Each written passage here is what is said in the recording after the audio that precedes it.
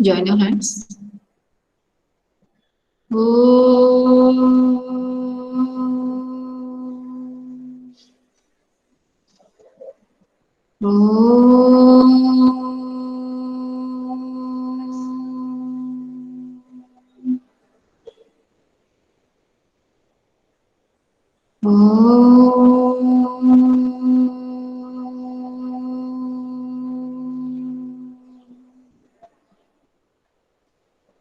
Sai Ram.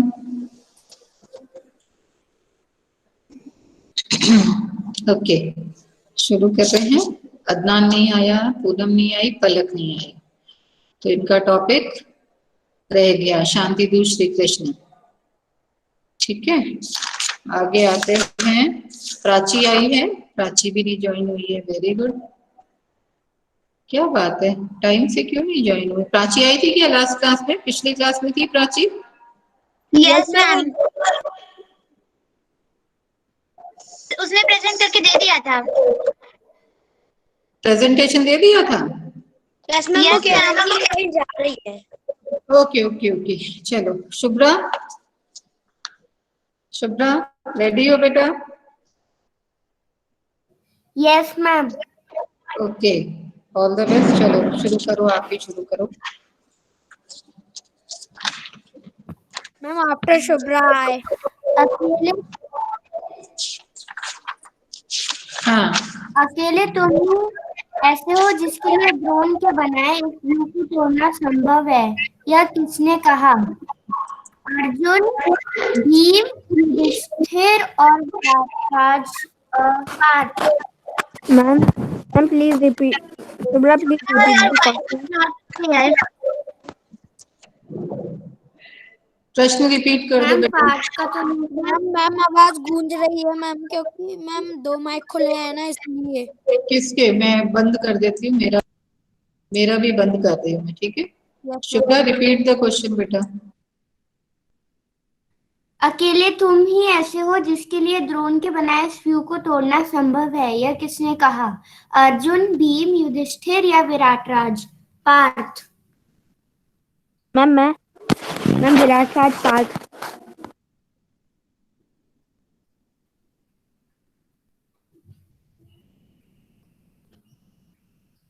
Himanshu. Ma'am ma'am Dhritarashtra, ma'am sorry ma'am Yudhishthir. Yes.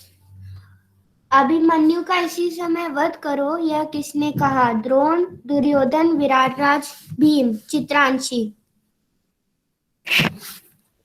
क्या? फिर से बोल। अभिमन्यु का इसी समय वध करो, यह किसने कहा? द्रोण, दुर्योधन, विराटराज या भीम? दुर्योधन।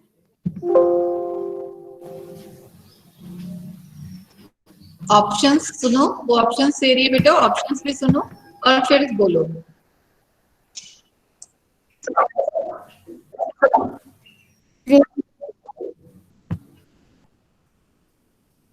मैम फिर से बोलूं?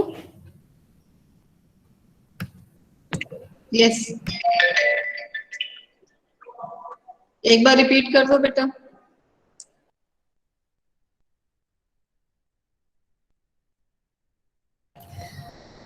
अभिमन्यु का इसी समय वध करो, यह किसने कहा? द्रोण, दुर्योधन, विराटराज या Bhim?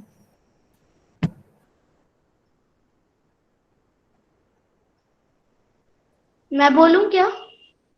Shubhra please repeat the question. Abhimanyu का इसी समय वध करो, दुर्योधन, द्रोण, विराटराज या भीम? मैं आए।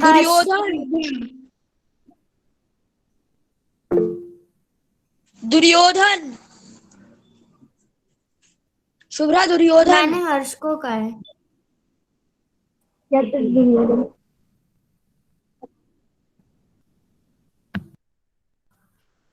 किसकी बात सुनकर अर्जुन कुछ शांत हुआ? अभिमन्यु, कृष्ण, दुर्योधन, युधिष्ठिर? ऋषिका। कृष्ण। यस। घोड़े मारे जाने पर गदा से किसने श्री कृष्ण पर वार किया? राधिका। अश्वत्थामा, श्रुतायुध, कर्ण या दुर्योधन? अश्वत्थामा।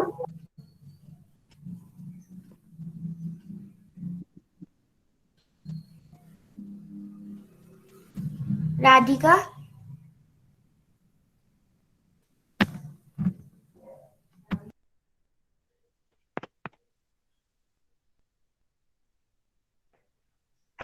राधिका बोलो बेटा, आवाज नहीं आ रही है आपकी। राधिका आवाज नहीं आ रही बेटा, वॉल्यूम करो।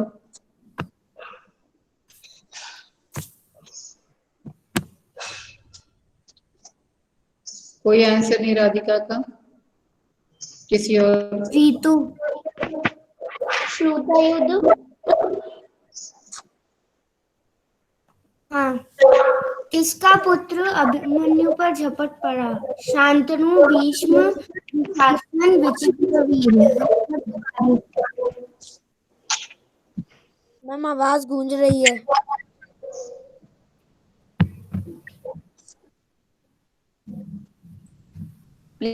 Please repeat the options. Shantanu, Bhishma, Dushasan या विचित्रवीर?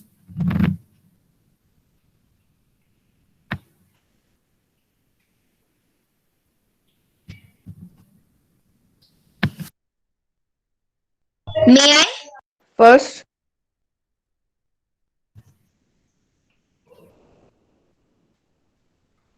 अदीब। दुशासन।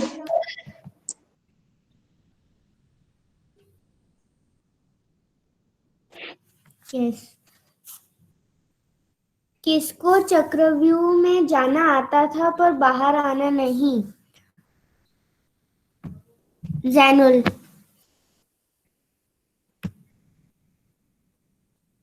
ऑप्शंस। धृष्टद्युम्न, दुर्योधन, अभिमन्यु या युधिष्ठिर? मैं आई। दृष्टदिन। मैं आई। कृष्णा। अभिमन्यु। यस। किसकी बात का समर्थन करते हुए भीमसेन ने कहा, तुम्हारे ठीक पीछे पीछे मैं चलूंगा? भीम, युधिष्ठिर, दुर्योधन, अर्जुन? अनमोल। शुभ्रा ऑप्शन। भीम, युधिष्ठिर, द्रोणाचार्य, अर्जुन? अर्जुन। परम।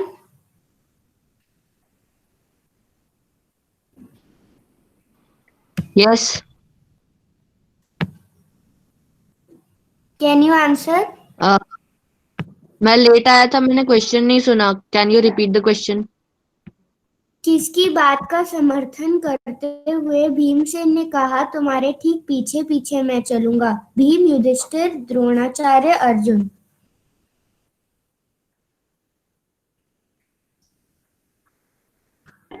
युधिष्ठिर।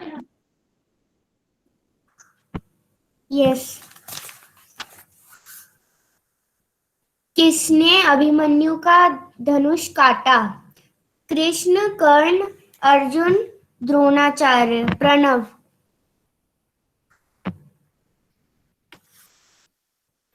Repeat the question. किसने अभिमन्यु का धनुष काटा? कृष्ण, कर्ण, अर्जुन या दुर्योधन?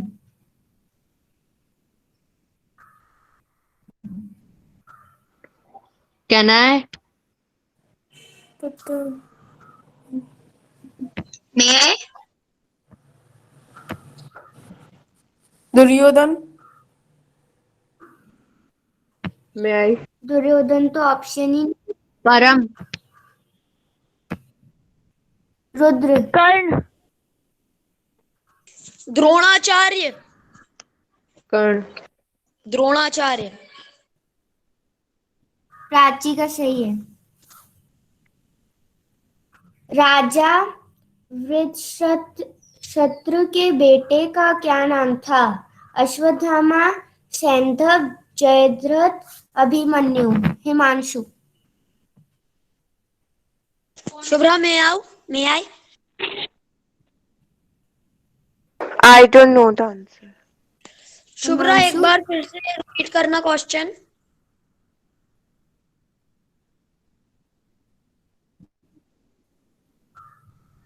शुभ्रा राजा Shubhra, please. वृषशत्रु के बेटे का क्या नाम था? अश्वत्थामा, सैंधव, अभिमन्यु। मैं अनिल।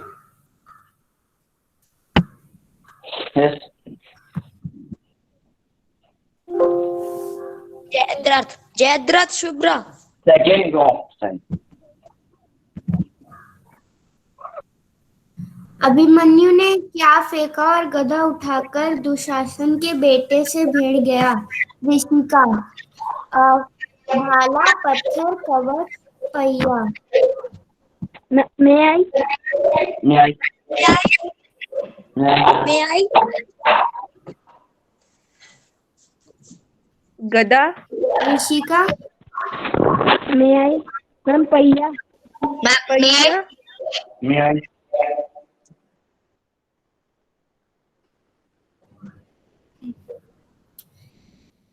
इसका कवच भेदा नहीं जा सकता, यह किसने किससे कहा?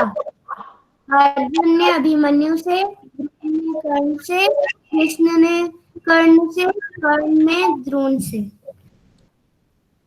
कर्ण ने ड्रोन से, ड्रोन से।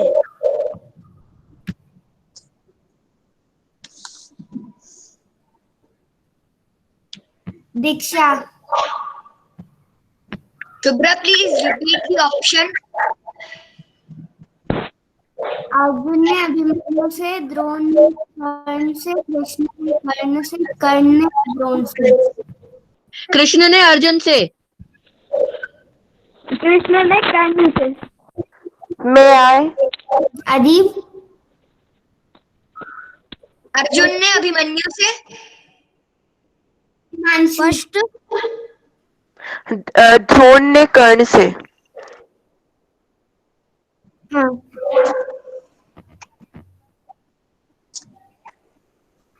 मैम और क्वेश्चन कर दो। ओके मैम नाउ में आई। हाँ, 1 मिनट बेटा, 1 मिनट। तनिष्का आई है क्या? नहीं आई तनिष्का। पलक, इसमें कोई भी नहीं आया। अदनान भी नहीं आया आज।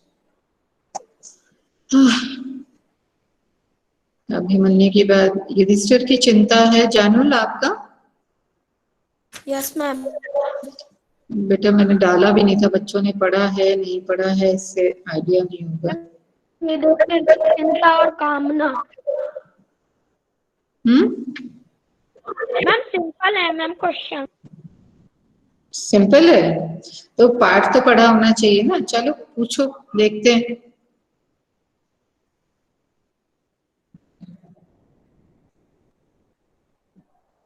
क्वेश्चन नंबर फर्स्ट, महाभारत की रचना किसने की? अध्याय क्या है आपका?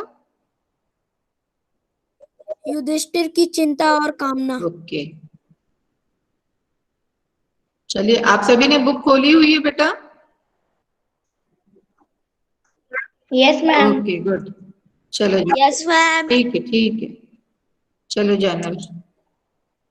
महाभारत की रचना किसने की? अनिल।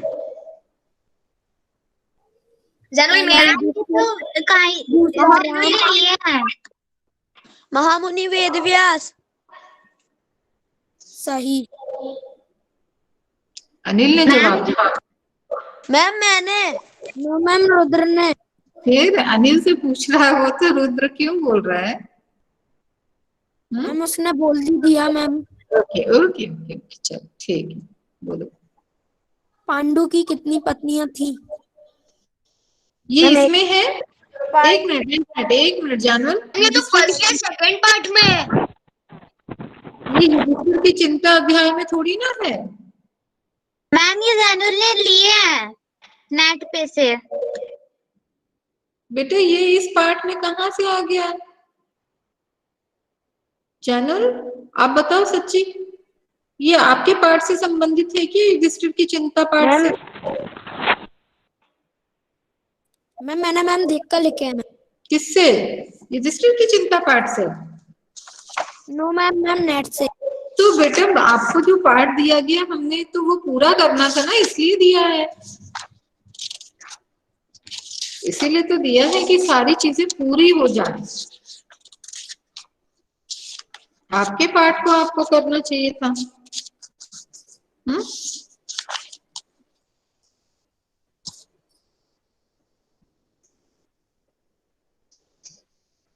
बताओ।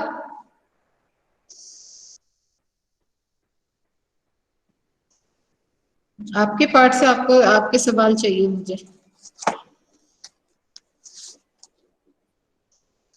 रुद्र आप रेडी हो?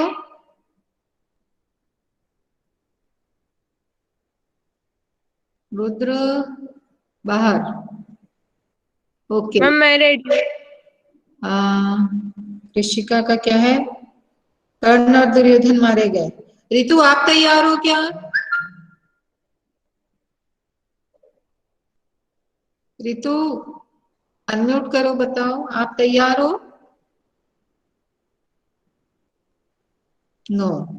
चलो ऋषिका, कर्ण और दुर्योधन भी मारे गए, ये वाला अध्याय है ऋषिका और राधिका का। Rishika yes ma'am. से प्रश्न, ठीक है, अध्याय के हिसाब से इसलिए कर रहे हैं ताकि हमारी महाभारत पूरी हो सके। चलो। पहला प्रश्न मेरा प्राची से है। द्रोण के मारे जाने पर कौरव पक्ष ने किसे सेनापति मनोनीत किया?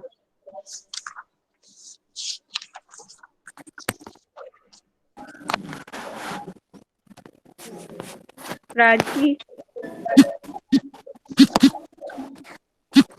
Don't know. कैसी आवाज आ रही है? मैं आई Rishika. Prachi. Don't know. Okay Adeep. हाँ यस। सेकंड प्रश्न, कौन कर्ण का साथी बना? राघव शर्मा।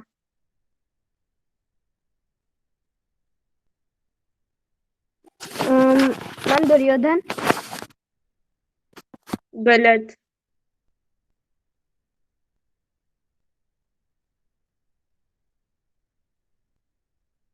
अनमोल।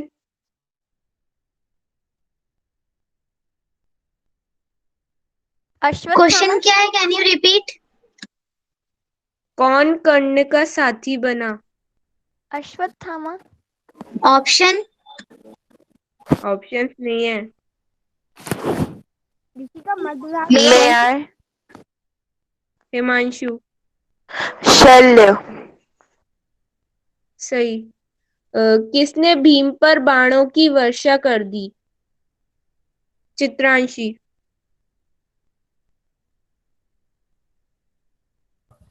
क्या फिर से? किसने भीम पर बाणों की वर्षा कर दी?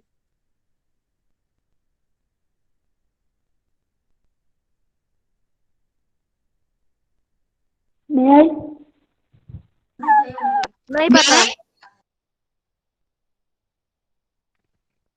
प्राची। अश्वत्थामा या गलत। द्रोणाचार्य। मैं आई ऋषिका। कर्ण। गलत। सही है। दुशासन ने की थी। सही। हाँ। किसने दुर्योधन को पांडवों पर हमला करने की आज्ञा दी? Shubhra.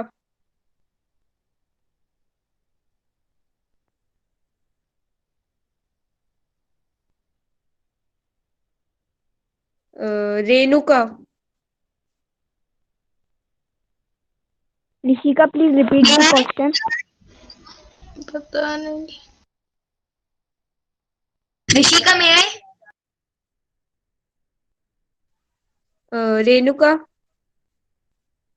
I don't know. Adeep, Ashwatthama.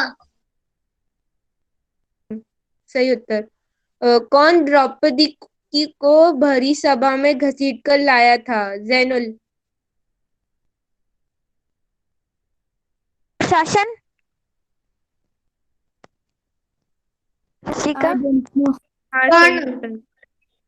Dushasan.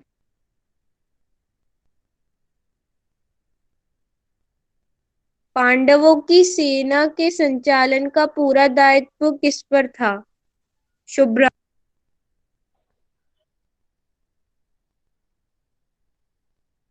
Yudhishthir. सही उत्तर। किसने हिम्मत नहीं हारी? अर्जुन. नहीं। रीतु,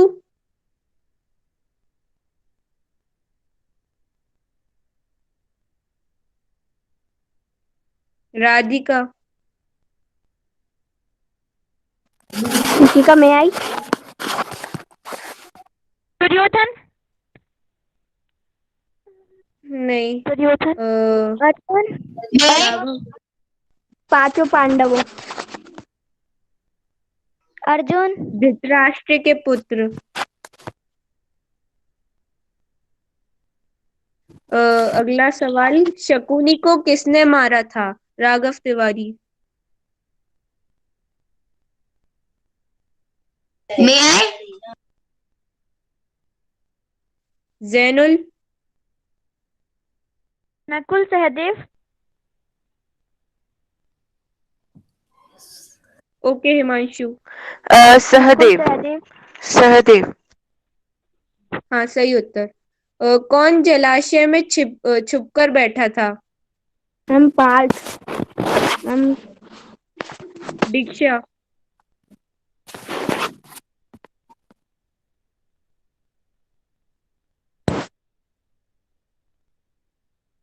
दुर्योधन. दुर्योधन. हाँ सही उत्तर। लास्ट क्वेश्चन, किसने अर्जुन को इशारा किया? कृष्णा, श्री कृष्ण ने.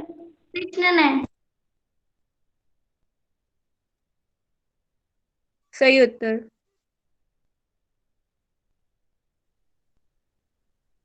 Ma'am done.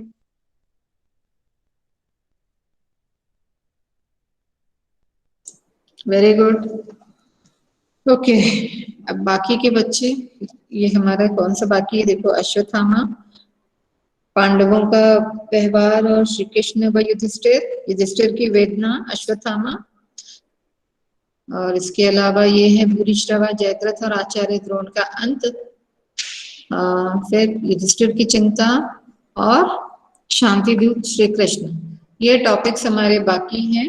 मैम मैं अगले बाकियों से पीरियड हाँ हाँ ठीक है बेटा, ठीक है। तो अगले पीरियड में कोशिश करेंगे कि 2 बच्चों का ले ले, 2 या 3, या कंप्लीट करके अगले वीक से हम सिर्फ प्रेजेंटेशन वाला पार्ट लेंगे। और हो सकता है कि नेक्स्ट वीक में आपका व्याकरण, सॉरी नेक्स्ट वीक नहीं, वेडनेसडे को आपका गूगल फॉर्म व्याकरण के द्वारा ले लूँ मैं, 10 मार्क्स का। चलेगा पाठ संबंधित व्याकरण?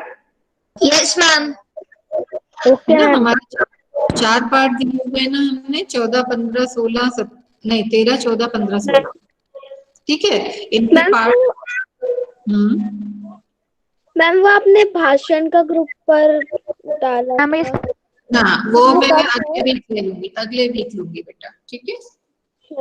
अगले वीक मंडे और वेडनेसडे में वो कंप्लीट होगा हमारा, तो वो दोनों दिन चाहिए हमें, ठीक है। और एक महाभारत का क्विज है, वो उसके अगले वीक देख लूंगी, जैसा भी होगा अपने पास, जिस प्रकार से टाइम होगा, ठीक है। ये आर्ट इंटीग्रेशन वाला आप मुझे भेज ही रहे हो, तो इसके भी मैं ग्रेड्स दिए जा रही हूँ आप लोगों को, और इसी पे बेस्ड आपका महाभारत का क्विज है। इसी में से 10 क्वेश्चन मुझे लेने हैं आप लोगों के बनाए प्रश्नों में से, ठीक। तो अब इसमें हम देखते हैं, बहुत इंपॉर्टेंट शांतिदूत श्री कृष्ण थे। ये बच्चे जब आ जाए तो ठीक है, नहीं तो फिर इसको नेक्स्ट उसमें मैं ही कंप्लीट करूंगी फिर, अभिमन्यु के बारे में, क्योंकि अभिमन्यु एक बहुत बड़ा जो मेन कैरेक्टर है महाभारत में अभिमन्यु, वो है क्योंकि अभिमन्यु जो था मात्र 13 वर्ष का था। 13 वर्ष का होने की वजह से 16 वर्ष की होने की वजह से वो बहुत छोटा था, युद्ध में जाने लायक नहीं था। लेकिन क्योंकि उसके पिता ने, जब वह अपनी माँ के गर्भ में था, जब वो पैदा भी नहीं हुआ था, उस समय उसकी माँ ने यह अर्जुन से पूछा था कि मुझे बताओ कि किस प्रकार से चक्रव्यूह को भेदा जा सकता है। और तब अभिमन्यु की माँ को अर्जुन ने बताया था कि किस प्रकार से हम जब हाँ अभिमन्यु उनके पेट में थे, हाँ चक्रव्यूह को भेदा जा सकता है। और जब वो वापस निकलने के बारे में बता रहे थे तो उसकी माँ अभिमन्यु उनकी नींद लग जाती है, जिसके कारण अर्जुन यह चीज नहीं बता पाते और इसी वजह से अभिमन्यु को बाहर निकलना नहीं आता था। चक्रव्यूह में जाने की विधि तो पता थी, वापस आने की विधि नहीं पता थी, लेकिन उसका विश्वास था कि अगर मैं चला जाऊंगा तो वापस भी निकल आऊंगा कैसे भी। और यही कारण था, ये चीज जब युधिष्ठिर को पता थी कि अभिमन्यु को जाना तो आता है, निकलने की बात तो बात की है, जाना तो आता है उसको, क्योंकि किसी और पांडव को, अर्जुन को छोड़कर किसी और पांडव को चक्रव्यूह भेदना नहीं आता था। महाभारत के युद्ध की शुरुआत जब हुई, मैंने आपको पहले ही बता दिया कि महाभारत के युद्ध के कई सारे कारण थे। जब दुर्योधन अपमानित हुआ, ऐसे भी कई कारण थे, और उसने बदला लिया जुए में हराकर, और द्रौपदी के साथ द्रौपदी का अपमान करके, यह भी कारण थे। तो इस समय में जैसे द्रौपदी का जब चीरहरण किया गया, उसके केशों को पकड़ा गया, उसको अपनी जांग पर बिठाने की दुर्योधन ने चेष्टा की, तो इस वजह से भीम ने प्रतिज्ञा ली थी कि मैं दुशासन की बाजुओं को उखाड़ दूंगा, ठीक है, उखाड़ फेंकूंगा, जिसने मेरी पत्नी के केशों को खींचा है, बालों को खींचकर वो सभा में लेकर आया था, और उसी हाथ से उसने उसके कपड़ों को हाथ लगाया था, तो चीरहरण किया था दुशासन ने। तो इसलिए जब उन्होंने प्रतिज्ञा ली थी तो यही ली थी कि मैं इसके हाथ उखाड़ दूंगा और इसकी छाती को फाड़कर लहू से अपनी पत्नी, ये द्रौपदी का कहना था कि मैं आज से अपने केश नहीं बांधूंगी, मैं उसके अपने केश तभी, मैं उसके खून से धोए थे उसके बाल, अपने बालों को उसके खून से न धो लूं। तो महाभारत के युद्ध में भीम ने जब ये प्रतिज्ञा ली थी तो उन्होंने युद्ध के दौरान दुशासन को मारा, उसके दोनों बाजुएं उखाड़ दी और उसका सीना फाड़ डाला, और फिर अपनी पत्नी के केश उसके खून से धोए, धुलवाए, ठीक है। तो ये प्रतिज्ञा ली थी।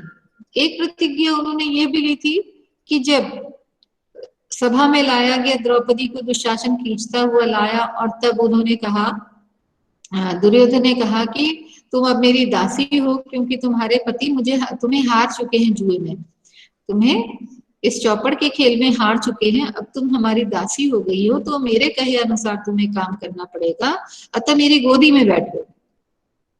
मैम दासी क्या होता है? दासी नौकरानी को बोलते हैं बेटा, दासी, ठीक है, नौकरानी को बोलते हैं। तो इस दौरान फिर उन्होंने, भीम ने एक नई प्रतिज्ञा ली कि मैं इस दुर्योधन की जंघा को तोड़ दूंगा, क्योंकि वो मेरी पत्नी को बैठने के लिए कह रहा है, ठीक है, तो जांघ को तोड़ दूंगा। अब ये जो अभिमन्यु था, अब यहाँ पे देखते हैं, वापस आते हैं, अभिमन्यु 16 वर्ष का था और युधिष्ठिर के पास कोई और ऑप्शन नहीं था, क्योंकि सभी को पता था अगर अर्जुन पास में रहेंगे तो अर्जुन पांडवों पे हावी हो पाना बहुत मुश्किल है। इसलिए अर्जुन को किसी बहाने से एक कोने में युद्ध के लिए ले जाया गया, और बाद में द्रोणाचार्य ने, महाभारत के युद्ध में उस दिन द्रोणाचार्य ने चक्रव्यूह की रचना की, क्योंकि द्रोणाचार्य को पता था कि उनके चक्रव्यूह को केवल अर्जुन ही भेद सकता है, और अर्जुन युद्ध के उस जगह पे नहीं थे। अब उनको ये पता था कि यदि पांडव नहीं आएंगे तो वो पहले ही हार गए, सरेंडर कर दिया उन्होंने, समर्पण कर दिया, और अगर कोशिश करेंगे घुसने की तो घुस नहीं पाएंगे, इसलिए भी हारे जाएंगे। तो दोनों ही सूरत में पांडवों की हार निश्चित थी। यह सोचकर युधिष्ठिर को जब चिंता होने लगी तो युधिष्ठिर ने सोचा कि क्यों ना मैं अभिमन्यु से बोलूं कि अभिमन्यु चक्रव्यूह को भेद दे, उसमें घुस जाए। भेदना मतलब घुस जाना, उसमें घुस जाएगा तो हम पीछे पीछे उसके साथ ही घुस जाएंगे। लेकिन ऐसा होता नहीं है। अभिमन्यु तो मान जाता है, मात्र 16 वर्ष का बच्चा युद्ध के लिए तैयार हो जाता है और उनकी हाँ में हाँ मिला के तैयार होकर चल पड़ता है और इतनी फुर्ती से वो युद्ध करता है कि उसके घुस जाने के बाद तुरंत के तुरंत सारा व्यू वापस वैसे ही हो जाता है और ये सारे अटक जाते हैं बाहर ही। कोई भी अंदर जा नहीं पाता है, एक भी पांडव अंदर नहीं जा पाता है। अभिमन्यु केवल अपने सारथी के साथ अकेला ही अंदर चलता चला जाता है, एक द्वार से दूसरे द्वार, दूसरे, ऐसे 7 द्वार थे चक्रव्यूह में।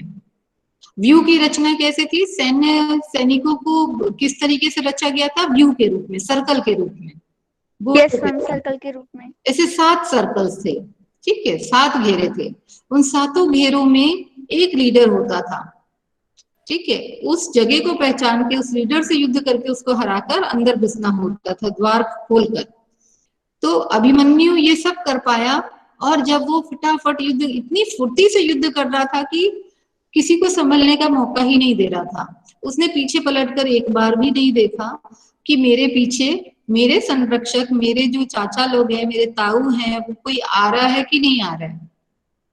वो तो अंदर चला गया और जब सारथी ने उनको बोला कि आप अकेले हो, चलो मैं वापस ले चलता हूँ, तो उन्होंने मना कर दिया।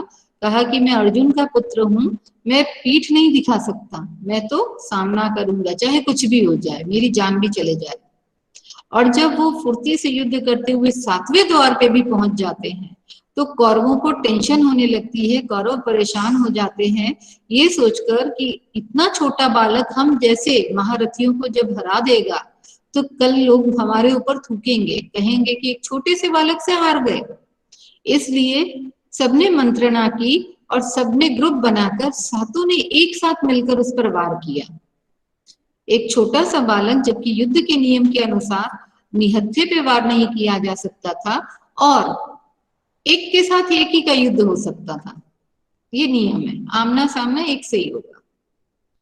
लेकिन इस बच्चे को हराने के लिए ये जितने जो 7 द्वारों के महारथी थे, सबके सब मिल गए।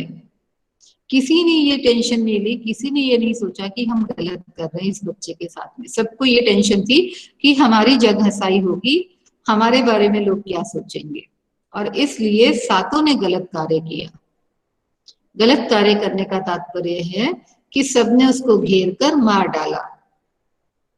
अंत तक वो लड़ता रहा और अंत में जब उसके सारे अस्त्र शस्त्र काट दिए गए और वह नीचे आ गया, उसका घोड़ा मर गया सब, तो उसने पहिए को उठाकर, रथ का पहिया उठाकर युद्ध किया और अंततः मारा गया। ठीक है। अब ऐसे में जब वो वहां से जीत कर आते हैं अर्जुन, तो देखते हैं कि सब शांत है, सब माहौल खराब सा है, क्योंकि माता पिता को कुछ अजीब सा लगने लगता है। तो उनके वो अर्जुन क्योंकि अभिमन्यु को बहुत प्यार करते थे, इसलिए उनको ऐसा लगता है पता नहीं कुछ अजीब सा हो रहा है, जैसे कुछ अनहोनी हुई हो।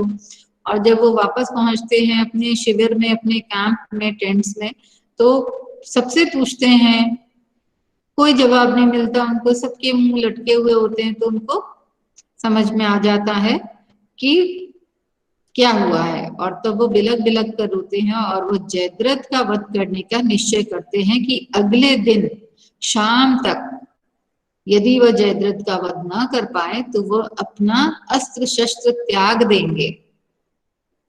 मतलब त्याग देने का मतलब यह है कि फिर वह कभी युद्ध नहीं करेंगे, और यह तो बहुत बुरा हो जाता अगर ऐसा होता।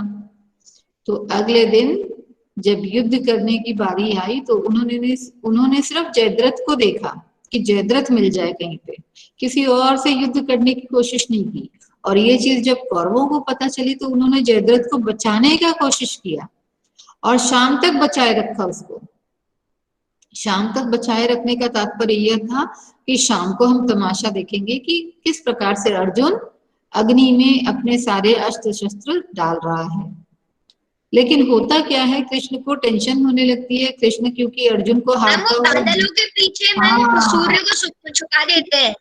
तो वो अपनी शक्ति का प्रयोग करके सूर्यास्त कर देते हैं, मतलब बादलों के पीछे सूर्य को ढक देते हैं बादलों से, जिससे सभी को ये लगता है कि सूर्यास्त हो गया और सब खुश हो जाते हैं। और तमाशा देखने के लिए सारे के सारे कौरव इकट्ठे हो जाते हैं कि पांडव अब क्या करेंगे। पीछे से जयद्रथ आते हैं, वो लोग उनको मना करते हैं कि मत आओ अभी, फिर भी वो आ जाते हैं। तो जयद्रथ देखने जाता है कि किस तरीके से अर्जुन कर रहा है, क्योंकि अब तो हार चुके, अब तो शाम हो चुकी है, ठीक है। और जैसे ही वो अपना सब धनुष वगैरह सब फेंकने ही वाले होते हैं, उसमें अग्नि को देने वाले होते हैं, उसी समय कृष्ण बोलते हैं, अरे अर्जुन ये क्या कर रहे हो, देखो जरा आसमान में सूर्य अभी छुपा नहीं है, हो रहा सूर्य, ये देखो जयद्रथ सामने तुम्हारे जयद्रथ खड़ा है, उठाओ अपना तीर कमान और अपनी प्रतिज्ञा पूर्ण कर लो। और सामने आमने सामने में ही जयद्रथ का वध हो जाता है। और जयद्रथ के वध के समय में वो उसको बोलते हैं कि इसके सिर को ऐसे काटना कि वो यहाँ जमीन पे ना गिरे, बल्कि इसके पिता की गोद में जाके गिरे, क्योंकि जयद्रथ का सिर क्या होना था, फटना था, ब्लास्ट होना था। तो वो उसके पिता जो थे वो तपस्या कर रहे होते हैं, और तपस्या करते समय जब जयद्रथ का सिर उनकी गोदी में, हाँ, तो वो एकदम से घबराकर उठ जाते हैं, और घबराकर उठते से ही जयद्रथ का सिर फट जाता है और उसमें आग लग जाती है पूरे में। हाँ, उनकी भी मृत्यु हो जाती है। तो इस प्रकार से जयद्रथ का वध करने में सफल हो जाते हैं, और जो कौरव सोच रहे थे वैसा नहीं होता है। अब एक जगह यहाँ पे ये आता है कि कर्ण और दुर्योधन भी मारे गए, जो ऋषिका ने लिया, ठीक है। अब कर्ण जो थे, क्योंकि कर्ण भी यहाँ शामिल थे और दुर्योधन भी शामिल थे, इसीलिए मैं रिलेट कर रही हूँ उसको, ठीक है। इन 7 महारथियों में कर्ण भी शामिल था और दुर्योधन भी शामिल था। दुर्योधन का तो पक्का निश्चय था कि वो गलत काम करता था, पर कर्ण ऐसे नहीं थे, लेकिन फिर भी अपने मित्र की बातों में आकर उन्होंने भी गलत काम किया। तो कर्ण को भी दंडित किया जाना था, दुर्योधन को भी दंडित किया जाना था। तो कर्ण ने क्योंकि झूठ बोलकर शिक्षा दीक्षा प्राप्त की थी, इसलिए उनको श्राप मिला था, अभिशाप दिया था उनके गुरु ने कि जब तुम्हें मेरी शिक्षा की बहुत ज्यादा जरूरत होगी तब तुम्हें ये सारी शिक्षा भूल जाएगी। और वही होता है युद्ध के क्षेत्र में। मैंने आपको उसी दिन बताया था कि शल्य मामा जो थे, जो नकुल और सहदेव के मामा थे, जब उनको छल से दुर्योधन ने अपनी टीम में ले लिया था, तो उन्होंने कहा था कि मैं बेशक तुम्हारी टीम में हूँ, तुम्हारी तरफ से युद्ध करूंगा, पर मैं तुम लोगों का मनोबल गिराता रहूंगा, मैं तुम्हें एनकरेज नहीं करूंगा, डिस्करेज करता रहूंगा। और जब सारे सेनापति मारे जाते हैं, भीष्म मारे जाते हैं, द्रोणाचार्य मतलब मारे नहीं जाते, भीष्म अक्षम हो जाते हैं, शरशैया पे आ जाते हैं, तीरों की शैया पे आ जाते हैं, द्रोण बनते हैं। द्रोण के बाद मद्र देश के राजा शल्य को यहाँ इनका सेनापति बनाया जाता है, कर्ण का सारथी बनाया जाता है। और जब कर्ण का सारथी बनकर वो युद्ध क्षेत्र में जाते हैं और उनका सामना अर्जुन से होता है, क्योंकि उन्होंने अपनी माँ को यह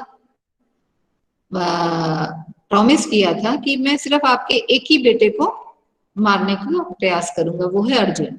युद्ध के बाद सिर्फ आपके 5 पुत्र ही रहेंगे, चाहे अर्जुन बचे या कर्ण बचे, दोनों में से कोई एक ही बचेगा। तो इसलिए वो उसी से सामना करते हैं। और वहां पे जब वो अपने उनका जो रथ का पहिया था वो दब जाता है, तो वो अर्जुन से बोलते भी हैं कि रुक जाओ, मेरे रथ का पहिया धंस गया है, मैं जरा बाहर निकाल लूं। तो कृष्ण उनको बोलते हैं, अरे क्या सोच रहे हो अर्जुन, बाण चला दो, बाण चलाओ, जबकि ये नियम के विरुद्ध था। कर्ण बहुत बोलते हैं लेकिन वो नहीं मानते हैं, बोलते हैं कि जब मेरा बेटा अकेला लड़ रहा था तब तुम्हारी सोच कहाँ चली गई थी, तुम भी तो थे वहां पे। 7 महारथियों ने एक छोटे से निहत्थे बच्चे को मार डाला, तब नहीं सोचा था।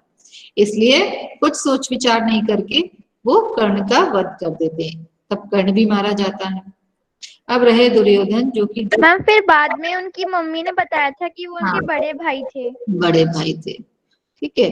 अब दुर्योधन जो था, सारे जब उसके यहाँ के वीर मारे जाते हैं, क्योंकि कर्ण पे उसको बड़ा भरोसा था, भीष्म पितामह द्रोण सब पे भरोसा था, सब भरोसा एक एक करके जब टूट जाता है तो दुर्योधन डर के मारे छुप जाता है जलाशय में जाके। जलाशय मतलब एक सरोवर में जाके छुप जाता, कोई मुझे ढूंढ ना पाए। और जब वो मिलता है तो अब सोचो, वहां पे जब वो मिलता है तो उसको एक संदेश मिलता है, वो इसमें दिया नहीं है। संदेश ये होता है कि उसकी माँ जो गांधारी है, उन्होंने आंखों पे पट्टी बांधी हुई थी, तो उनके पास, क्योंकि वो शिव की बहुत बड़ी भक्त थी, तो बोलती है कि शिव जी से वो शिव के जो इतनी उन्होंने ज्यादा श्रद्धा से भक्ति की थी, उसके कारण उनके पास शक्ति थी, जिसकी शक्ति से वो अपने किसी भी पुत्र को या दुर्योधन को लोहे का बना सकती थी, वज्र रूप का शरीर बना सकती थी। तो वो दुर्योधन को संदेशा भेजती हैं कि मेरे पास स्नान वगैरह करके अच्छे से निर्वस्त्र आना, मतलब शरीर पर एक भी कपड़ा नहीं होना चाहिए था, क्योंकि वो दुर्योधन को बचाना चाहती थी। लेकिन कृष्ण को जैसे ही पता चलता है, और कृष्ण पहुंच जाते हैं उनके पास, दुर्योधन के पास, और जब वो नहा धो के जाते हैं तो कृष्ण बोलते, अरे कहाँ जा रहे हो? बोलते, माँ ने बुलाया है और ऐसा ही ऑर्डर दिया है। तो बोलते, माँ ने तुम्हें बुलाया और तुम ऐसे ही चले जा रहे हो? तुम्हें शर्म नहीं आएगी? तुम अपने माँ के पास ऐसे ही चले जा रहे हो निर्वस्त्र, तुम छोटे बेबी हो क्या? तब क्या होता है कि वो अपने कमर के नीचे का हिस्सा कपड़े से ढक लेते हैं, और जब वो माँ के पास पहुंचते हैं और माँ बोलती है कि तुम वैसे ही आए हो जैसा मैंने कहा था, बोलते हैं हाँ। माँ अपनी धीरे से पट्टी खोलती है तो उसकी सारी शक्ति इसमें प्रवेश कर जाती है, और प्रवेश करने पर वो पूरा शरीर उनका लोहे का बन जाता है, सिवाय उतना हिस्सा जो कि उनका कपड़े से ढका हुआ था। और यही कारण था कि अंत में भीम के द्वारा उतने ही हिस्से पे प्रहार किया जाता है जो उनकी जान तोड़ने के लिए काफी था। अगले बार में और आगे करेंगे, ठीक है? सब तैयार हो गया है बेटा? बाकी के जितने बच्चे हैं सब रेडी रहें। चलिए शांति पाठ।